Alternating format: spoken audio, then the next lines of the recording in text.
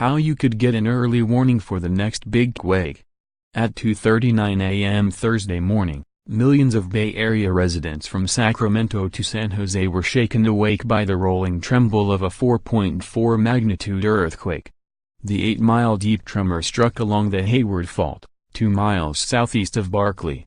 From my apartment just 20 blocks from the epicenter, I woke with the rest of the neighborhood and rode out the wake from bed for about 10 seconds.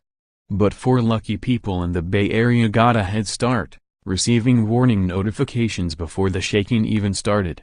Using a free app called QuakeAlert, 2 beta testers who work at the University of California, Berkeley received notifications, though only 2 and 5 seconds before feeling the quake. 2 others, up near Sacramento but close enough to register intensities over 2.0, received texts a full 27 seconds before any noticeable tremors. Developed by Santa Monica-based Early Warning Labs, QuakeAlert is one of the few ways Americans can get advance notice of an impending quake.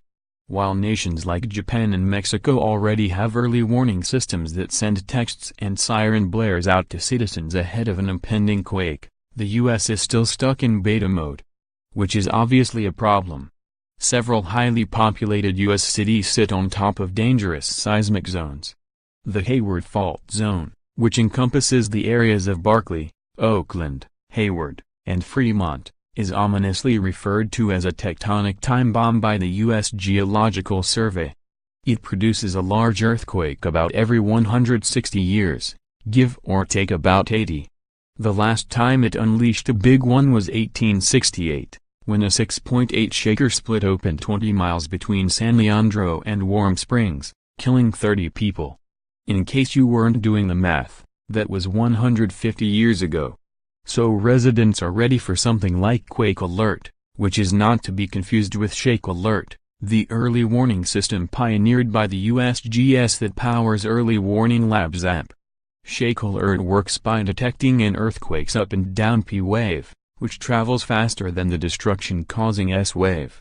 That signal can be converted into a text message and sent to iPhones. EWL is currently in talks with Google about getting an Android version. QuakeAlert is just one application of what you can do with ShakeAlert data.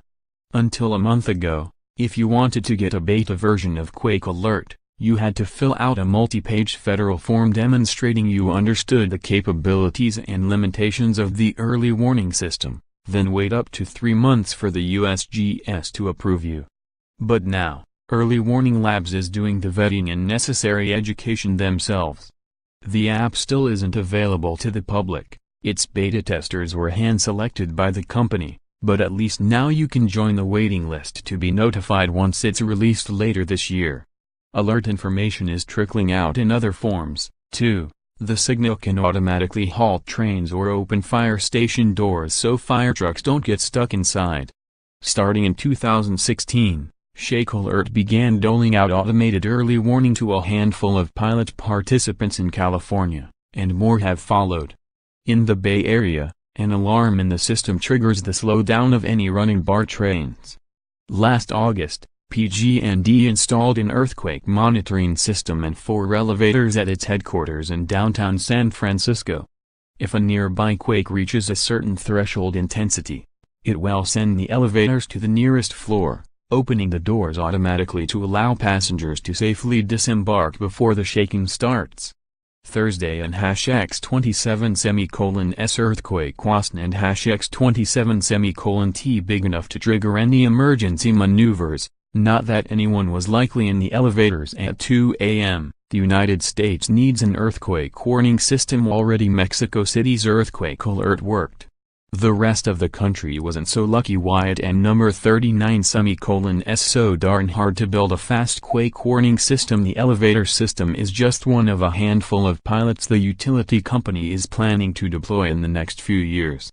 Long term, PG&E hopes to use the system to do things like automatically depressurize gas lines and de-energize electric lines when quakes threaten the infrastructure that brings more than 5 million Californians power and heat. But federal funding shortages have prevented the USGS from installing the 1,675 sensors it needs to protect every seismically vulnerable part of the West Coast with QuakeAlert data. As of last September, the seismic sensing network was only 40% complete.